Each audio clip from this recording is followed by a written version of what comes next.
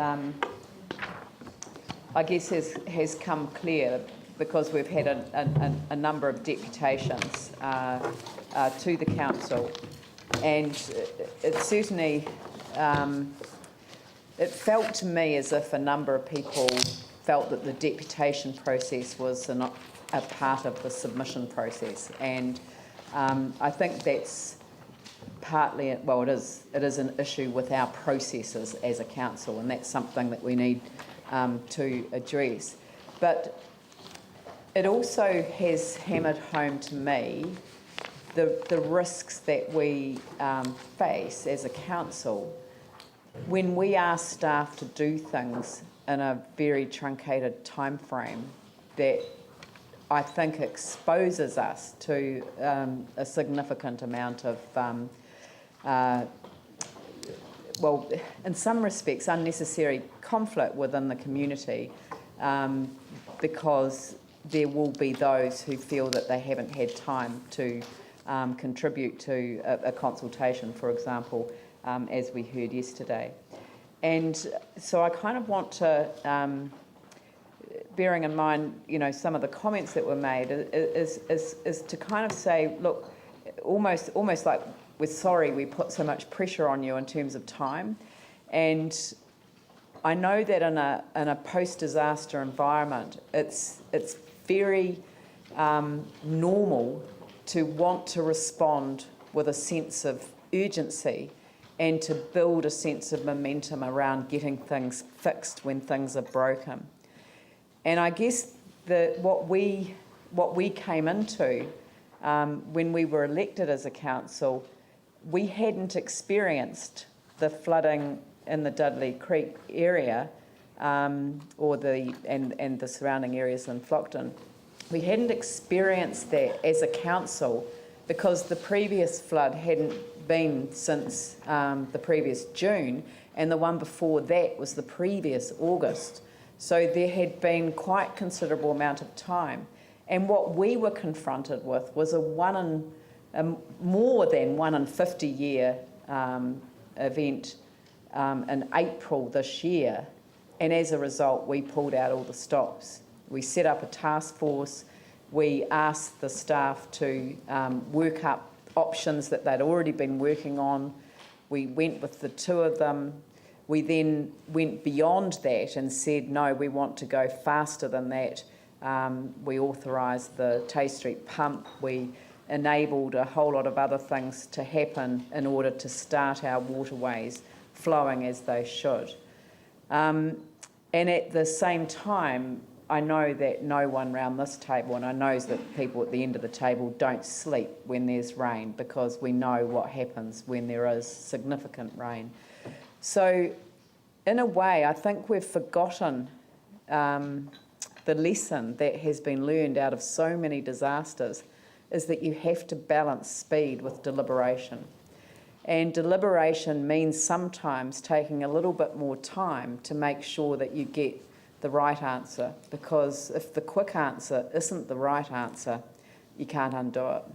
So I certainly felt after listening to the presentations yesterday that there were options that came up during the course of the consultation that we haven't explored enough, particularly with the use of the residential red zone land, which we have an opportunity to utilise with the agreement of central government before there's a consultation on its future use in terms of pathways to the river and of course the significance of the pathway to the river is the impact that would then have on Banks Ave. So I certainly would like to see some more work done on that. The other thing that came up for me yesterday, and I wrote the quote down because I quite liked it. It spoke to me in layman's terms, something that's really useful for somebody who's not an engineer. He talked about the constraint on the plug hole, and he talked about a constraint on the plug hole. He talked about Stapleton's Road, Slater Street, St Albans Stream and Champion Street culvert, and the impacts of the constraints that he could see in those areas. And I wondered whether there was work that still needed to be done in terms of some of the constraints within our system at the moment that we shouldn't ask you to get on with at the same time as to work up more information, certainly on the alternative option that takes a bypass across red zone land. So that's a terrible way for me to introduce the debate, but I kind of almost wanted to say I feel in retrospect that because of the urgency of the situation that we may have put too much pressure on the organisation to come up with the perfect solution. I don't know that there is a perfect solution. And I'm just wondering if we just take a little more time, not wanting to take the foot off the pedal, but to maybe redirect the path of where we go now in order to have better information to make a final determination early in the new year. So I'm not talking about a delay of months and months and months. I'm actually asking for whether it would be possible to do some more work on one of the options, but in the meantime continue doing some work and maybe authorise some work to be completed on what was described yesterday as the constraint on the plug hole, if staff agree that that is something that would actually contribute to good results in the area. So would you like to start with your presentation on that basis? Okay, thank you, Your Worship. The constraint on the plug holes, we've been dealing with a lot of those already through the operations work that we've done with the task force. We know about the tonnes of silt that have been removed, the temporary works that have been done, the culvert removals, the bridge removals, all of that is removing constraints. And there is more of that we can do, and we will continue to do that as they arise. But there's a larger problem here, and even by March of this year, the Land Drainage Recovery Program had already looked at more than 14 different alternative options, any one of which would have worked. But they need to go through a process of ranking those in order of effectiveness, timeliness and cost. So there was quite a thorough analysis. Even the option through this intermediate school and the park and Marion College, I think Owen Southern had a view of that some months ago. But again, there was issues, constraints around use of red zone land at the time that was originally considered. It's now back on the table, and we can walk you through where we've got to with that. But I think we can't overlook the primary purpose of setting up the task force, the primary purpose of the Land Drainage Recovery Program, the dire need of the people in Flockton and Dudley catchment. They are relying on us to come up with a decision. They're hoping for a decision today, and I'd like to think that we could give them something positive that they can actually have, hold on to a bit of hope that we are moving forward with the further investigations and taking a project through to completion.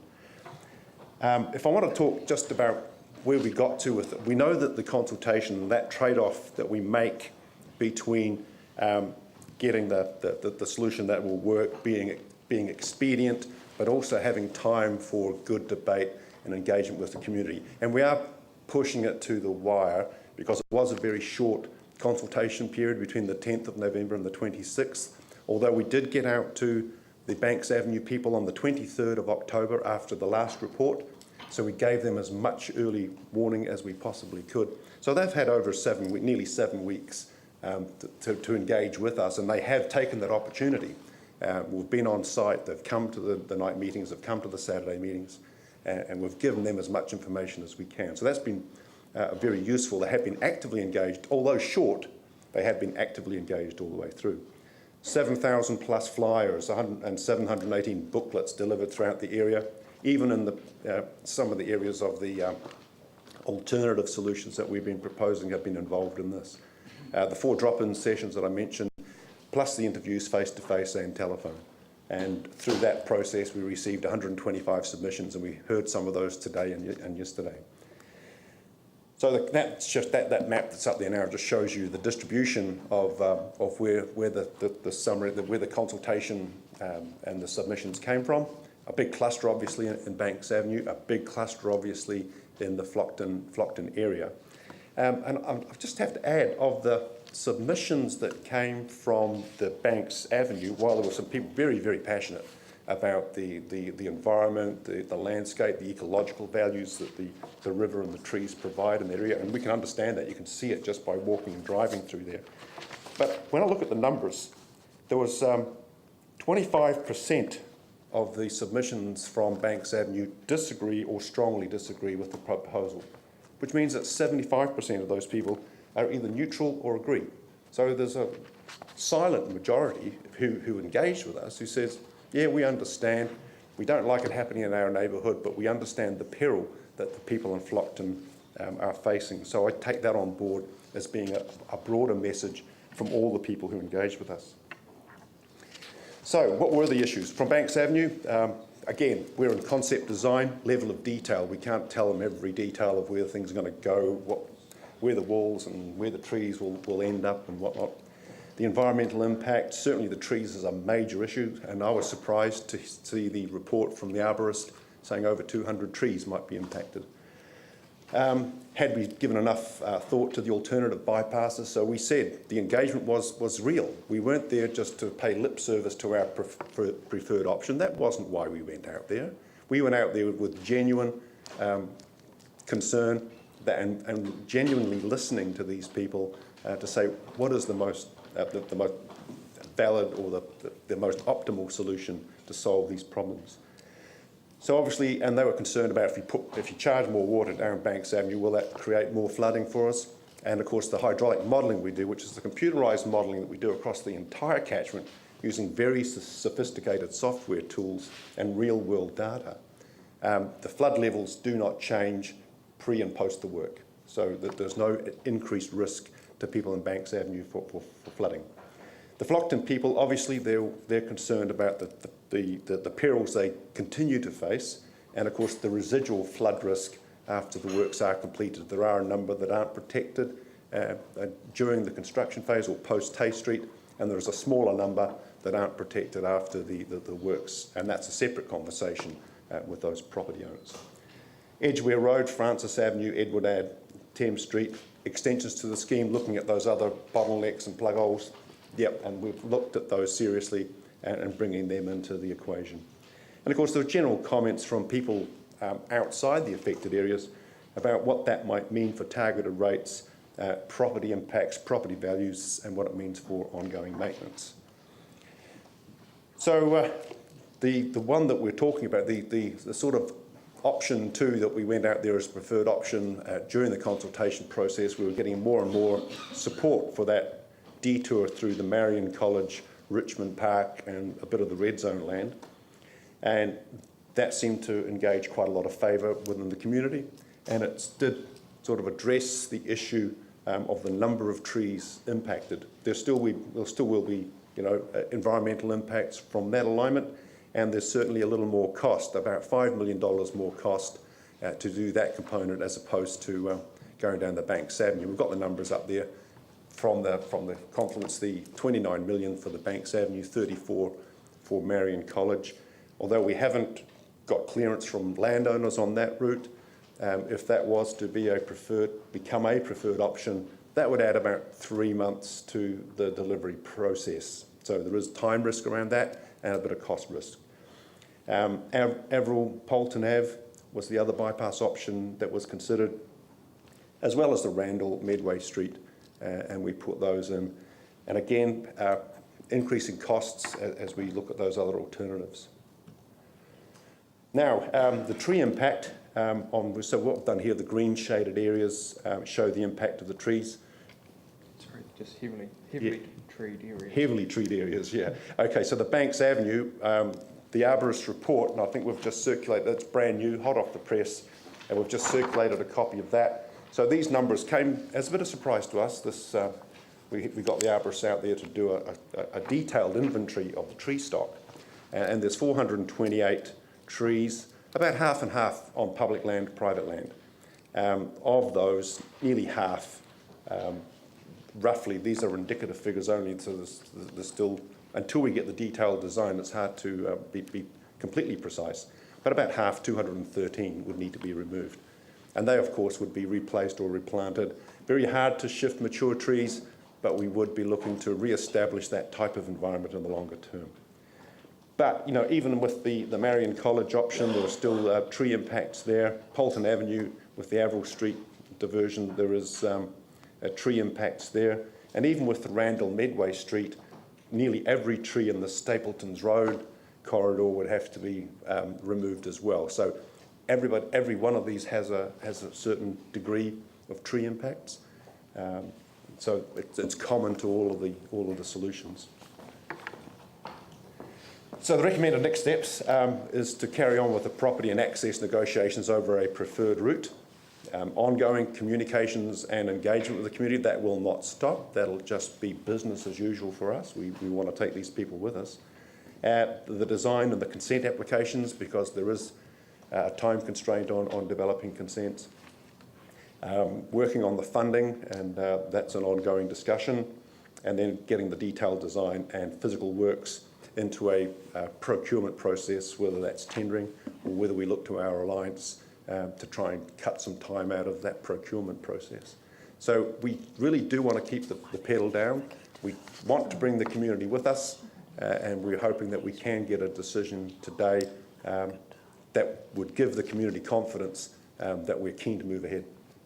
And I take it that the report's been pretty well read, and so I'm happy to take any questions or anything further that the team might want to contribute. And I'd like to thank the Rod's team for the communication and engagement with the community. It's been first class. Yeah. Okay, questions. I'll start with Ali, then Dave. Thank you. Just a couple of quick ones. Page 199.2.1 mentions or says obtaining approval from Sarah to proceed on the cost share components, etc., etc. Could you explain that, John, a bit more, please? I'm not clear on that. Yep. Okay, so inside the cost share agreement, we've got two numbers, 1.8 billion from the Crown, 1.14, I understand, from the city. A lot of the land drainage recovery program work, not being broken pipes and a lot of it below ground, was considered to be 100% funded by the city. So we don't necessarily agree with that approach. So there is ongoing discussions about what qualifies as earthquake damage, what was just pure maintenance, and how much of this work is addressing the issue of climate change and sea level rise. So there's a piece of work that Keith is involved with to look at the land drainage recovery program in total, and then identify clearly in that package how much is that business as usual work that we should normally be doing anyway, how much is attributable purely to the earthquake effects, because that's all the government's interested in. That's right. And then the bit that addresses the future. Oh, that's cool, I've got that now. Thank you very much. We'll have that hopefully early new year. Great. March or so. You mentioned option B would, if I'm correct, have an additional 3 months added to it because of the time frames compared to option A? Correct. Yeah. So we're saying we haven't had that detailed engagement with the landowners. So that would... Option B? That's we're talking Marion College route. Yeah. Yep. Clarified. And because in the Jacobs report we've got options A, B, C, D, and in the other report we've got preferred option as option B, which is the Bank's Edge, optimised. Option Yeah. 2. That's option 2. Option 2. Yes. So we need to have some sort of uniform language that we're talking. Can we talk A, B, C, D then? Can we bring this? If we bring the slide back up, Okay. we can just talk about the colours on that slide. Okay, potentially. great. Yep. So I'm talking about the purple one.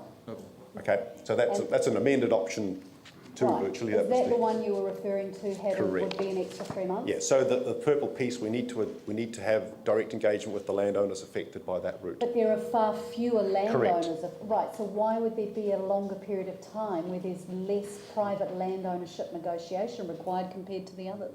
Yeah, there still would be that time. We're over Christmas period, and with working with Sarah, there is another process we need to follow through there, because it's in red zone land, not on a road reserve. So we haven't got right of access, so we need to negotiate that with government. Sorry, John, I don't mean to sound obtuse, but I would have thought that dealing with an organisation, one organisation, whoever it is, would take less time, and I know I'm making some assumptions there, than dealing with 30, 40, 50, whatever it is, private landowners. So where you've got the purple option, which removes a large number of private landowners and is primarily non-residential land, I still don't completely understand what you've just said to me with regards to Because why we haven't done any consultation with that Yeah. group?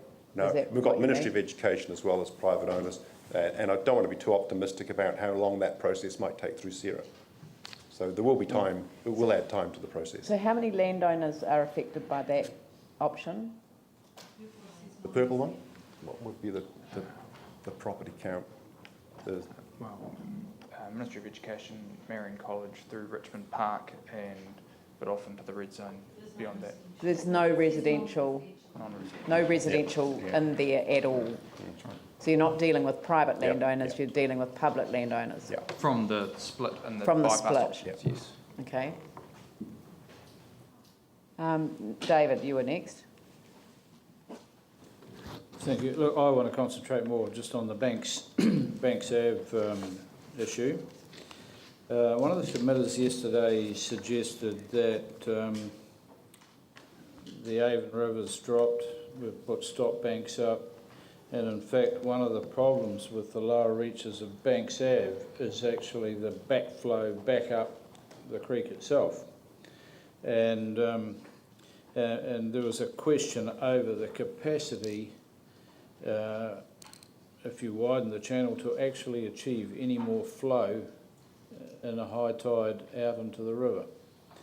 And my question really is, have we done a thorough assessment of the capacity of the existing channel, even taking out some of the lower vegetation? A few of us wandered around there last week, and it appears to me that there's actually quite a natural channel through that area there.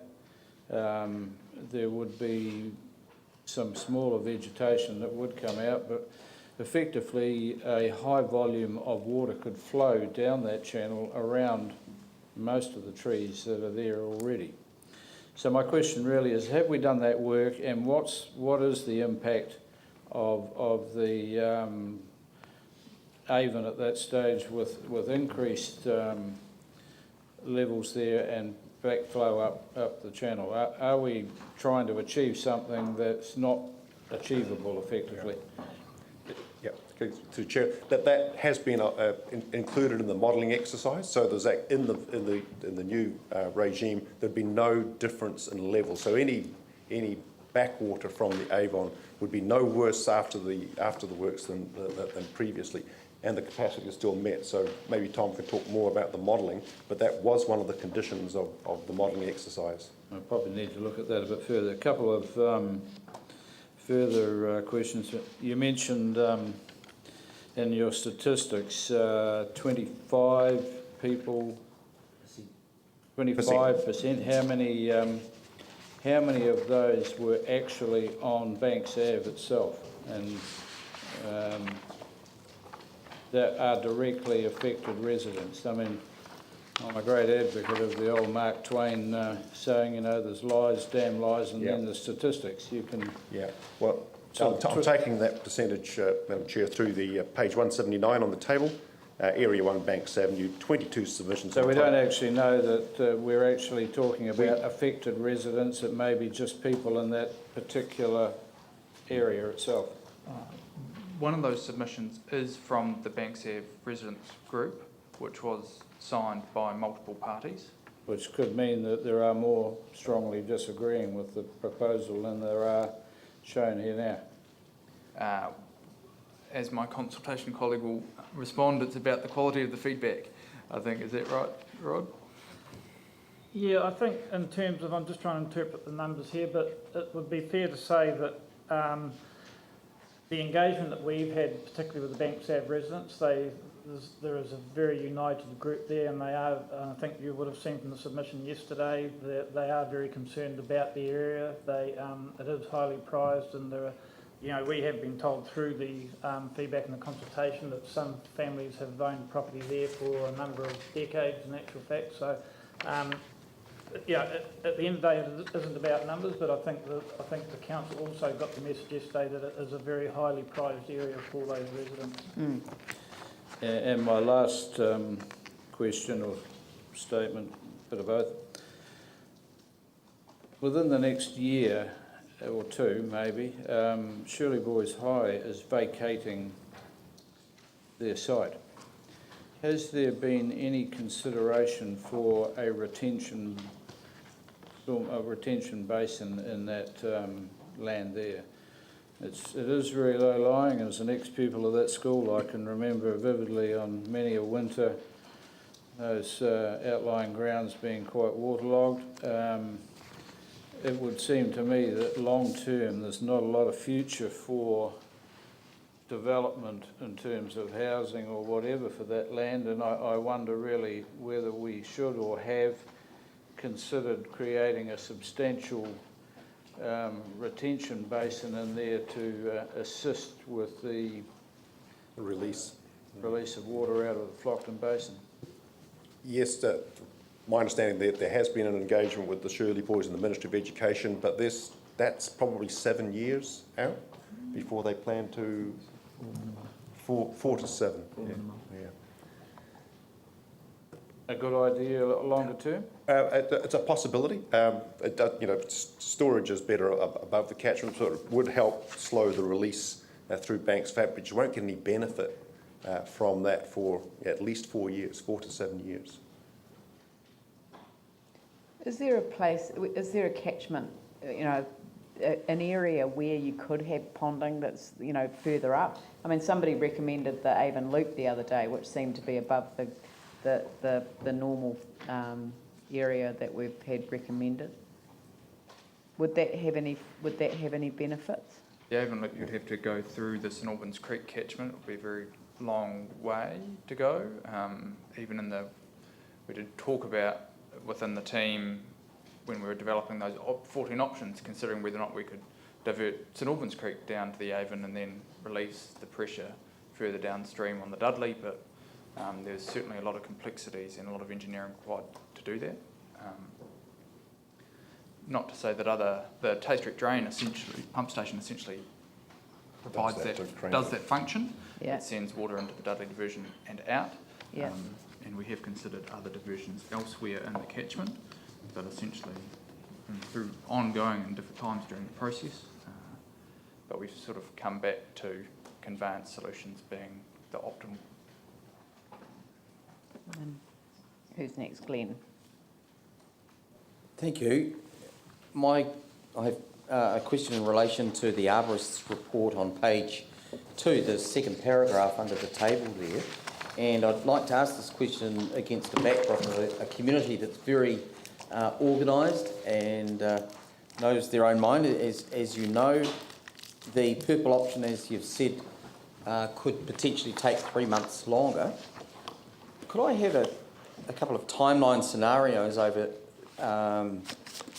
the purple option could take 3 months longer, but then if we go with the other, as the arborist report indicates, there are 10 trees on private land which are in a condition such that you wouldn't need resource consent for their removal, 10 on public land, the rest you would. So in terms of a time and cost scenario with resource consent required, one option, the purple one, may be 3 months longer, but if you go with what's been recommended, that could be much longer, couldn't it? Yeah, the resource consent is always, the time frame for resource consenting is always a risk. One of the other things that contributing to that extra time for the purple route is that from the 23rd of October meeting, we actually had the clearance to go ahead preparing the RFP for the option B, which was the original one, the green route. So that means we'd have to stop that RFP, recraft that for this alternative. So there's another element that adds to that time delay. But yeah, you're right. The consenting could add more, particularly with protected trees. It could complicate things somewhat. I just want to acknowledge John's work too. Yeah. The whole team, John, have been in some of those meetings. Thank you. Pauline. I've just got a couple of questions, if I may. One of them was from the deputation yesterday about the Taystreet pump, and just some clarification that I can't remember which submitter it was, but saying that it was supposed to accommodate 2 QMEX and now it's gone down to 1. Is that correct? No, that's not correct. The design for the Tay Street pump station is 2 cubics. Okay, That's 2,000 litres per second. okay, so that person had that information incorrect. I'm not sure where they would have got that from, but Thank you. And secondly, the blue and the red, the Averill and the Randall, which is C and D, can you please give us an outline of the costs of those? And obviously it'll be a rough cost because you haven't done detailed, but compared to the other two. Is that possible? Or the disadvantages of those that you see? yeah, well, the costs are much the same. When you look at the length of the bypass, the pipe bypass, it's actually greater than the Banks Avenue. The in-channel work is about the same. We're still going through very constrained channels. Access is more difficult. We still have conflicts with other services. The change in the profile of the road would have meant that all utility services would have needed relocating if you've taken that option as it was presented. Yeah, the Randall Medway. Well, this morning, the deputation said there wouldn't be a change in the profile. Even if there wasn't a change in the profile, you still have conflict with other utilities and major sewers. Which means what? You'd have to... Relocate other major infrastructure, and it's longer. So are you saying that the cost of the Randall and Medway option would be greater than the Banks Ave and greater That's than our Marion? estimate, yeah.